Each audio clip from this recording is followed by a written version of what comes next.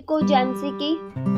आज हम जानेंगे कि बाइबल में वचनों को क्या क्या उदाहरण देकर बताया गया है। प्रियो, पहला पॉइंट है तलवार।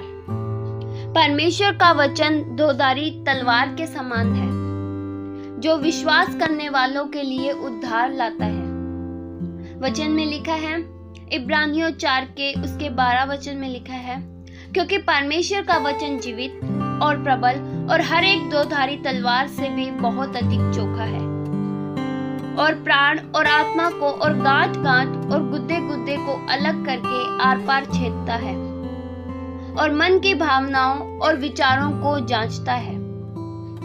प्रिय, वचन बहुत ही शक्तिशाली है। हमारे विवेक में क्या चल रहा है, हम क्या सोच रहे हैं, हमारी सोच की हर एक प्रवृत्ति को वचन परखता है। और जो दूसरा पॉइंट है वह है वचन हथौड़ा है।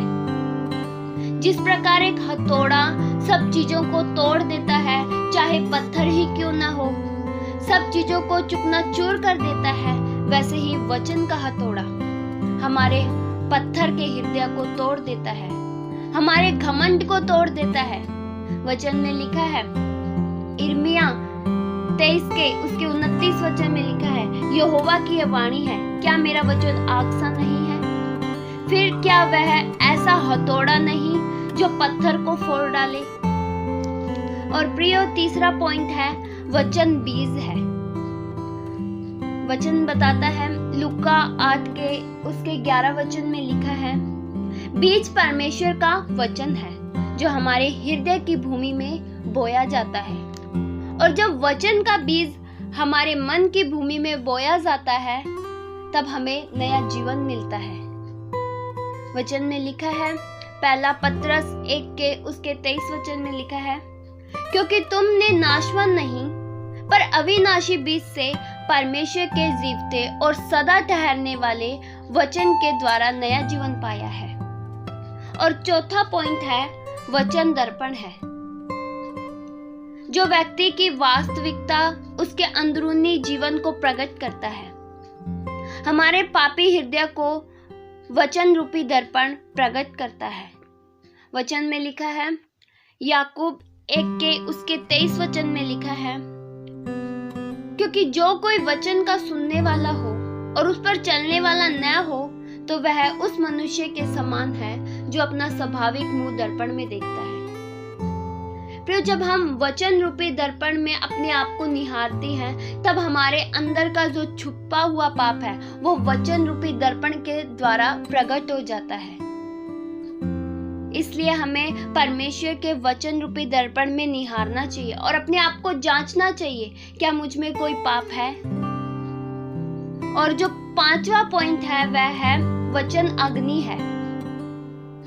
वचन में लिखा है, यिर्मयाह 23 के उसके 29 वचन में, यहोवा की यह वाणी है, क्या मेरा वचन आग सा नहीं? फिर जब हम वचन की आग से भर जाते हैं, तब हमारे अंदर की हर एक बुराई, हर एक मैल कुटिलता भस्म हो जाती है और हम आग से भर जाते हैं। जब वचन की आग हमारे अंदर होती है, तब हमारा जीवन धधकने लगता है, हमारा आत्मिक जीवन धधकने लगता है। और प्रियो, छठा पॉइंट है, परमेश्वर का वचन दीपक है, प्रकाश देने वाला वचन है, जो दिन प्रतिदिन हमारे जीवन को मार्गदर्शन करता है। वचन में लिखा है, भजन संहिता 119 के उसके 105 वचन में, तेरा वचन मेरे पांव के लिए दीपक और मेरे मार्ग के लिए उजियाला है।